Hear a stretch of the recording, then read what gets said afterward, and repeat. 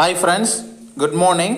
So ஃபைனலாக இன்னொரு nursing officer vacancy வந்துருச்சு. ஸோ இதில் என்னென்ன வேக்கன்ட் போஸ்ட் இருக்குது, எவ்வளோ போஸ்ட் இருக்குது, அந்த அப்ளிகேஷன் ப்ராசஸ் என்னென்ன, எலிஜிபிலிட்டி க்ரைட்டீரியா என்னென்ன, யாரெல்லாம் எலிஜிபிள் அப்படிங்கிறத நம்ம இந்த வீடியோவில் பார்க்கலாம். ஸோ நம்ம டீச்சிங் போஸ்ட்டுக்கு ஆல்ரெடி ஒரு வீடியோவில் பார்த்துட்டோம் என்னென்ன எலிஜிபிலிட்டி, ரெக்ரூட்மெண்ட் ப்ராசஸ் எப்படி இருக்கணும். இதில் நான் டீச்சிங் போஸ்ட்டுக்கு என்னென்ன எலிஜிபிலிட்டி க்ரைட்டீரியா, அந்த ப்ராசஸ் என்னென்ன, எக்ஸாம் பேட்டர்ன் எப்படி இருக்கும் அப்படிங்கிற ஃபுல் டீட்டெயில் வந்து நம்ம இதில் சொல்கிறோம். வீடியோவை ஸ்கிப் பண்ணால் பாருங்கள், அப்போ தான் புரியும். ஸோ வீடியோவை பார்த்துட்டு வேறு ஏதாவது டவுட் இருந்துச்சுன்னா நம்மளோட கமெண்ட் பாக்ஸில் கேளுங்க. ஸோ இது அந்த ஆர்எம்எல் ஐஎம்எஸ் அந்த இன்ஸ்டியூட்லேருந்து, லக்னோ இன்ஸ்டியூட்லேருந்து ஒரு ப்ரௌச்சர் கொடுத்துருக்காங்க. நான் teaching post of ABC through common recruitment test examination மூலமாக இந்த direct recruitment regular vacancy. So இதில் கொஞ்சம் ஹிந்தியில் கொடுத்துருக்காங்க. இதை வந்து கீழே இங்கிலீஷ்லேயும் கொடுத்துருக்காங்க, அதை நம்ம பார்ப்போம். ஸோ எக்ஸாம் பேட்டர்ன் வந்து ஒன்லி இங்கிலீஷில் தான் இருக்கும், அதை பற்றி நீங்கள் வருத்தப்பட தேவையில்லை. ஸோ இதில் வந்து பார்த்தீங்கன்னா எவ்வளோ போஸ்ட் இருக்குது அப்படின்னு பார்த்தீங்கன்னா, ஸோ நம்ம ஹாஸ்பிட்டல் சைடை மட்டும் பார்ப்போம் எவ்வளோ போஸ்ட் இருக்குன்னு. ஸோ இதில் வந்து பார்த்தீங்கன்னா அப் டு 1 2 3 4 5 6 வரலும் டாக்டர்ஸு, சயின்டிஸ்ட் அந்த மாதிரி போஸ்ட்டு.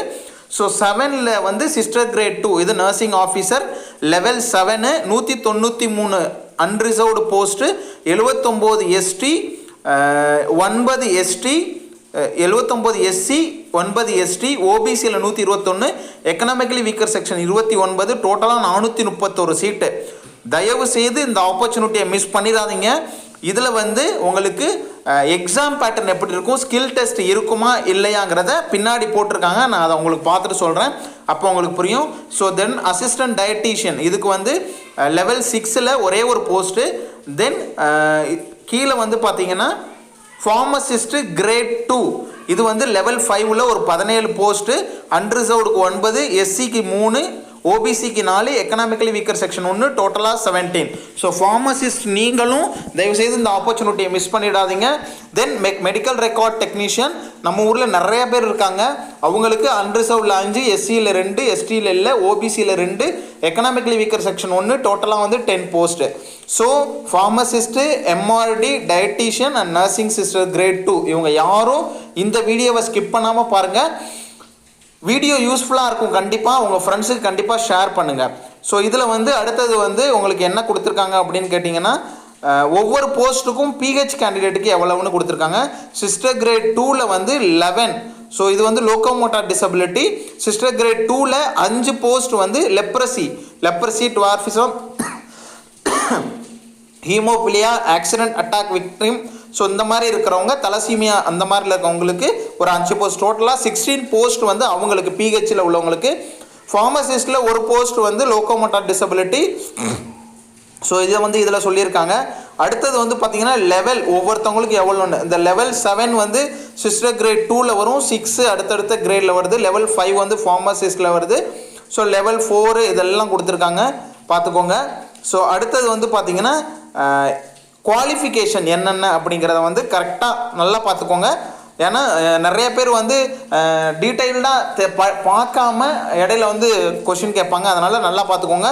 சிஸ்டர் கிரேட் 2 அதாவது நர்சிங் ஆஃபீஸர் ஸ்டாஃப் நர்ஸ் கேடருக்கு பிஎஸ்சி ஹானர்ஸ் நர்சிங் முடிச்சிருக்கோங்க, BSc nursing from Indian Nursing Council recognised institute or BSc post BSc முடிச்சிருக்கோங்க, post BSc nursing from Indian Nursing கவுன்சிலில் முடிச்சிருக்கவங்க. So இவங்க வந்து கண்டிப்பாக ஆர்என்ஆர்எம் பண்ணியிருக்கணும் இந்தியன் நர்சிங் கவுன்சிலில், அப்படி இல்லாட்டி ஸ்டேட் நர்சிங் கவுன்சில் எதில் வேணாலும் இருக்கலாம். அது அப்படி இல்லைன்னா டிப்ளமா நர்சிங் முடிச்சிருக்கணும், அவங்களும் ரிஜிஸ்டர் கண்டிப்பாக பண்ணியிருக்கணும். 2 இயர்ஸ் எக்ஸ்பீரியன்ஸ் மினிமம் 50 பெட்டட் ஹாஸ்பிட்டலில் கண்டிப்பாக இருக்கணும். ஸோ இவங்க தான் அப்ளை பண்ண முடியும். தென் டயட்டீஷியனுக்கு வந்து எம்எஸ்சி டயட்டீஷியன் அந்த கோர்ஸ் முடிச்சிருக்கணும். 2 இயர்ஸ் எக்ஸ்பீரியன்ஸ் லார்ஜ் டீச்சிங் ஹாஸ்பிட்டலில் வந்து 2 இயர்ஸ் எக்ஸ்பீரியன்ஸ் மேண்டேட்ரி. தென் கீழே வந்து பார்த்தீங்கன்னா ஃபார்மசிஸ்ட் கிரேட் 2க்கு வந்து டிஃபார்ம் முடிச்சிருந்தா ஓகே, அதுக்கு மேலே எந்த டிகிரியாக இருந்தாலும் ஓகே, 3 இயர்ஸ் எக்ஸ்பீரியன்ஸ் இந்த லார்ஜ் ஹாஸ்பிட்டலில் இருக்கணும். தென் மெடிக்கல் ரெக்கார்ட் டெக்னீஷியனுக்கு வந்து கிராஜுவேட்டாக இருந்தாலும் பரவாயில்ல, டிப்ளமா இருந்தாலும் படிக்கணும், மெடிக்கல் ரெக்கார்ட் டெக்னாலஜியில் நாலேஜ் ஆஃப் கம்ப்யூட்டர் கண்டிப்பாக இருக்கணும், அவங்களுக்கு இருக்கும். ஸோ அடுத்தது வந்து பார்த்திங்கன்னா குவாலிஃபிகேஷன் அதை ஹிந்தியில் கொடுத்துருக்காங்க, அதே தான். ஸோ கீழே வந்தோம்னா பேமெண்ட்டு நமக்கு வந்து இங்கிலீஷில் இருக்குது, அதை வந்து பார்ப்போம். பேமெண்ட் பாருங்கள், ஆன்லைன் அப்ளிகேஷன் ஃபார்மு. ஸோ இதில் வந்து என்ன சொல்லியிருக்காங்க, application of available on the institute, இந்த வெப்சைட்டில் சப்மிட் இந்த அப்ளிகேஷன் ஆன்லைனில் தான் நீங்கள் பண்ண முடியும். ஸோ அடுத்து அட்வர்டைஸ்மெண்ட் கொடுத்துருக்காங்க, நான் ரீஃபண்டபிள் அப்படின்னு சொல்லியிருக்காங்க. ஸோ இன்கேஸ் நீங்கள் அன்ரிசர்வ்டு கேட்டகரியில் இருந்தீங்கன்னா 1000 ருபீஸும், ஜிஎஸ்டி ஒரு 180 ருபீஸ், டோட்டலாக 1180 ருபீஸ் பே பண்ணணும். ஓபிசி எக்கனாமிக்கலி வீக்கர் செக்ஷனும் 1180 ருபீஸ். ஷெட்யூல் காஸ்ட் ஷெட்யூல் ட்ரைப்ஸில் இருக்கவங்க 708 ரூபா, டோட்டலாக 708 ரூபா பே பண்ணணும். தென் பர்சன் வித் டிசபிலிட்டிஸ்க்கு கிடையாது. தென் ஏஜ் ரிலாக்ஸேஷன், இது வந்து பார்த்தீங்கன்னா minimum 18 years and maximum 40 years age limit for all the post given in the table 1 would be reckoned as a last date of online application. So 18 yearsக்கு மேலே உள்ளவங்க 40 years கீழே உள்ளவங்க தான் apply பண்ண முடியும். நல்லா ஞாபகம் வச்சுங்க, 40 years கீழே இருக்கணும். Age relaxation SC ST OBC PWD X serviceman extra would be applicable as per the government of UP. So UP கவர்மெண்ட்டில் வேறு ஏதாவது ஏஜ் ரிலாக்ஸேஷன் இருந்ததுன்னா கண்டிப்பாக நீங்கள் வந்து உங்களுக்கு அது வந்து கிடைக்கும். Age for all post shall be applicable notified state time table notification. So அவங்களோட அந்த ரூல்ஸ் பிரகாரம்.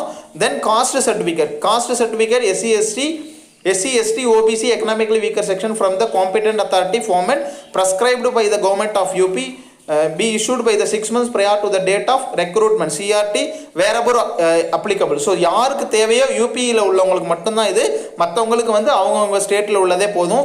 எக்கனாமிக்கலி வீக்கர் செக்ஷனுக்கு கீழே சொல்லியிருக்காங்க. தென் ரிசர்வேஷன் வந்து யாருக்கு கிடைக்கும்னு பாருங்கள். The reservation rules shall be applicable as noticeable of government of the UP கவர்மெண்ட்டில் என்ன ரிசர்வேஷன் பாலிசி இருக்கோ அதுதான் உங்களுக்கும் அப்ளை பண்ணுவாங்க. இந்தியன் கவர்மெண்ட்டில் உள்ளது கிடையாது. So the relaxation will be admissible to the candidate who are domicile of Uttar Pradesh only. So age relaxation உங்களுக்கு வேணுங்கிறவங்க வந்து ரிசர்வேஷன் கேட்டகரியில் யூபியில் உள்ளவங்களுக்கு மட்டும்தான் அந்த ரிலாக்ஸேஷன் கிடைக்கும். மற்றவங்களுக்குலாம் அந்த 40 years வரைக்கும் தான் நீங்கள் அப்ளை பண்ண முடியும். தென் இம்பார்ட்டன்ட் இன்ஸ்ட்ரக்ஷன், இதெல்லாம் வந்து பார்த்தீங்கன்னா உங்களுக்கு உங்களோட மெயில் ஐடியும் மொபைல் நம்பரும் ஆக்டிவாக எப்போதுமே இருக்கணும். அதை கரெக்டாக கொடுத்து வைங்க, ஏன்னா அதில் தான் உங்களுக்கு இன்ஃபர்மேஷன் வரும். அடுத்தது வந்து பார்த்தீங்கன்னா candidate check upload the list of eligibility qualification.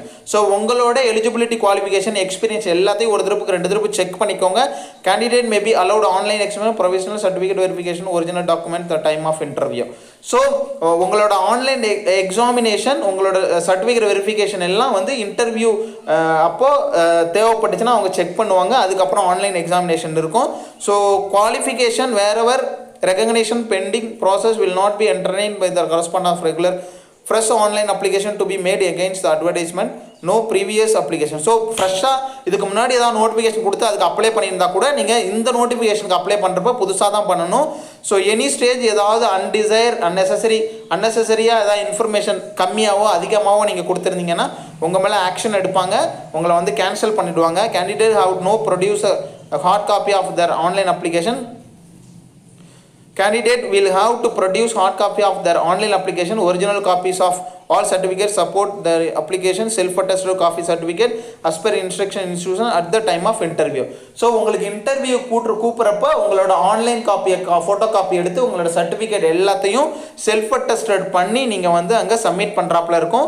So examination online interview இருக்கிறவங்களுக்கு ஸோ ஷார்ட் லிஸ்ட் பண்ணி இன்டர்வியூ கூப்பிடுவாங்க. Candidates are directed to preserve information for the so உங்களோட சாஃப்ட் காப்பி, அதாவது கம்ப்யூட்டர் உள்ள சாஃப்ட் காப்பி ஹார்ட் காப்பி எல்லாத்தையும் நீங்கள் save பண்ணி வச்சுக்கோங்க. Online application for online application candidate have to provide their mobile number and email ID prescribed column without their basic registration. So நீங்கள் registration கண்டிப்பாக பண்ணி உங்களோட mail ID email ID and mobile நம்பரை கொடுக்கும் போது ரிஜிஸ்ட்ரேஷன் பண்ணிக்கலாம். ரிஜிஸ்ட்ரேஷன் பண்ணிவிட்டு அதில் உங்களுக்கு யூசர் ஐடி பாஸ்வேர்டு அதெல்லாம் வந்துடும். தென் உங்களுக்கு ஏதாவது இன்ஃபர்மேஷன் வேணும்னா இந்த மெயில் அட்ரஸில் இந்த ஃபோன் நம்பரில் நீங்கள் வந்து கேட்டுக்கலாம். So detail of instruction of filling up of online application. So online application எப்படி பண்ணணும் அப்படின்னா இந்த வெப்சைட்டை ஓப்பன் பண்ணி ஸோ 3rd வீக் அப்படி இல்லைனா 4th வீக் அப்புறம் நீங்கள் வந்து ஆன்லைன் அப்ளிகேஷன் பண்ணலாம். ஸோ அதை தான் சொல்லியிருக்காங்க. இந்த வெப்சைட்டை ஓப்பன் பண்ணுங்கள், ஹோம் பேஜில் போங்க. ஸோ அட்வர்டைஸ்மெண்ட் இருக்கும். தென் ஆன்லைன் ஃபார்ம் சப்மிஷனில் போங்க, ரிஜிஸ்டர் பண்ணுங்கள். அதுக்கப்புறமா ஆன்லைன் அப்ளிகேஷன் ஃபார்மில் போகணும். ஸ்டெப் 1 என்ன பண்ணணுன்னா இந்த இன்ஸ்ட்ரக்ஷன் எல்லாத்தையும் கரெக்டாக படிச்சுட்டு ரிஜிஸ்ட்ரேஷன் நம்மளோட டீட்டெயில் கொடுத்து ரிஜிஸ்ட்ரேஷன் பண்ணணும். Valid mobile number, email address கொடுக்கணும். Candidate edit the details any time submitting except. So உங்களோட பேசிக் டீட்டெயிலை தவிர மற்றது எல்லாத்தையும் நீங்கள் எடிட் பண்ணிக்கலாம். ரிஜிஸ்ட்ரேஷன் பண்ணுறப்போ ரொம்ப கேர்ஃபுல்லாக பண்ணுங்கள். So after entering online form submit the clicking submit button. So enter பண்ணதுக்கப்புறம் இன்ஃபர்மேஷனை நீங்கள் வந்து சப்மிட் பண்ணிடலாம். SMS containing application. ஸோ உங்களுக்கு எஸ்எம்எஸ் வரும், அதில் login ID, user ID, password இருக்கும். ஸோ அதை போட்டு நீங்கள் வந்து அடுத்த ஸ்டெப்பை வந்து ஃபாலோ பண்ணிக்கலாம். ஸ்டெப் 2ல் வந்து என்ன பண்ணணும்னா ரிஜிஸ்ட்ரேஷன் உங்களுக்கு ஃபார்ம் வந்து ஜெனரேட் ஆகிடணும். எஜுகேஷனல் குவாலிஃபிகேஷன் மற்ற டீட்டெயில் எல்லாத்தையும் கொடுத்துடணும். பாஸ்போர்ட் சைஸ் ஃபோட்டோ வந்து உங்களோடது கிளியராக லெஜிபிளாக கரெக்டான ஃபோட்டோவாக பேக்ரவுண்ட் ரொம்ப கிளியராக இருக்கிற மாதிரி லைட்டாக இருக்கிற மாதிரி ஃபோட்டோ எடுத்து பிஎன்ஜி ஜேபிஜி அந்த ஃபார்மேட்டில் 1 MBயில் நீங்கள் அப்லோட் பண்ணணும். சிக்னேச்சர் வந்து உங்களுக்கு பார்த்தீங்கன்னா ஒயிட் பேப்பரில் பிளாக்கிங்கில் எழுதி 1 MBக்குள்ளே அப்லோட் பண்ணணும். Upload all documents experience extra what ever needed. So எல்லாத்தையும் நீங்கள் வந்து அப்லோட் பண்ணணும். After click preview submit button you will be redirect preview. So after எல்லாத்தையும் பண்ணதுக்கப்புறம் நீங்கள் ஒரு தடவை ப்ரீவியூ பார்த்துக்கலாம். After submission online application record to pay. So இதுக்கப்புறமா நீங்கள் வந்து ப்ரிவியூ பார்த்ததுக்கப்புறம் ஆன்லைன் பேமெண்ட் நீங்கள் பண்ணணும்.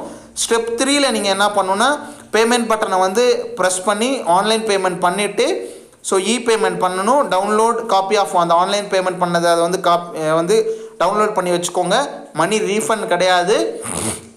ஸோ ஸ்க்ரீனிங் உங்களுக்கு வந்து எப்படி வந்து ஸ்க்ரீனிங் பண்ணுவாங்க, எப்படி வந்து ஃபில்டர் பண்ணுவாங்க அப்படின்னா the candidate advise to go through the educational qualification experience இது எல்லாத்தையும் உங்களை செக் பண்ணிக்கோங்க.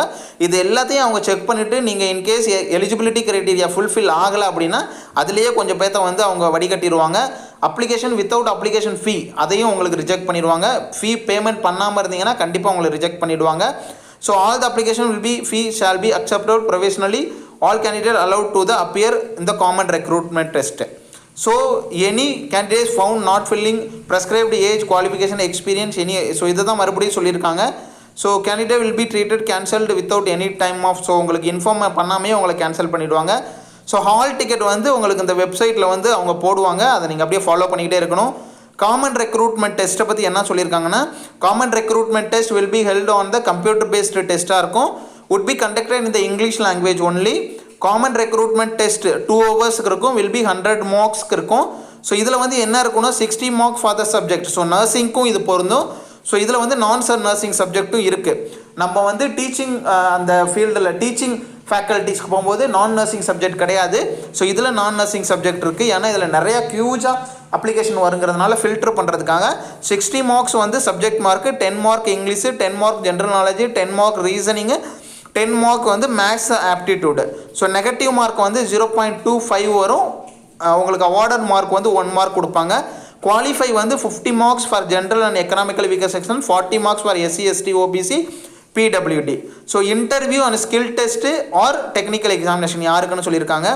ஸோ இன்டர்வியூ வந்து பார்த்தீங்கன்னா post 1. So based on the interview date of so டாக்டர்ஸ்க்கு தான் இந்த இன்டர்வியூ 2, 3, 4, 5, 6 இது வந்து அப் டு கீழே அந்த டாக்டர்ஸ் வரையிலுமே marks will be 20 marks will be the interview. So இன்டர்வியூக்கு இருக்கும். Candidate who qualify the so இவங்களுக்கு வந்து இந்த 2, 3, 4, 5, 6 ஸோ இந்த போஸ்ட்டில் இருக்கவங்களுக்கு மட்டும்தான் ரிட்டன் எக்ஸாம் ப்ளஸ் இன்டர்வியூ இருக்கும். ஸோ இவங்களை வந்து ஷார்ட் லிஸ்ட் பண்ணுவாங்க. எவ்வளோ பேர்த்த கூப்பிடுவாங்கன்னா ஒரு போஸ்ட்டுக்கு 5 பேர்த்த கூப்பிட்டு அவங்கள ஷார்ட் லிஸ்ட் பண்ணுவாங்க. தென் ஸ்கில் டெஸ்ட்டை பற்றி சொல்லியிருக்காங்க. ஸ்கில் டெஸ்ட்டு அதில் technical examination will be conducted after the common recruitment test wherever record. So யாருக்கெல்லாம் தேவையோ அவங்களுக்கு வந்து ஸ்கில் டெஸ்ட் நடக்கும். நம்மளுக்கு வந்து நர்சிங் ஆஃபீஸருக்கு இதில் வந்து சொல்லலை. ஃபார்மசிஸ்ட்டுக்கு இவங்களுக்கும் சொல்லவே இல்லை. ஃபார்மசிஸ்ட்டுக்கு, டயட்டீஷியனுக்கு, அப்புறம் மெடிக்கல் ரெக்கார்ட் டெக்னீஷியனுக்கும் இதை சொல்லலை.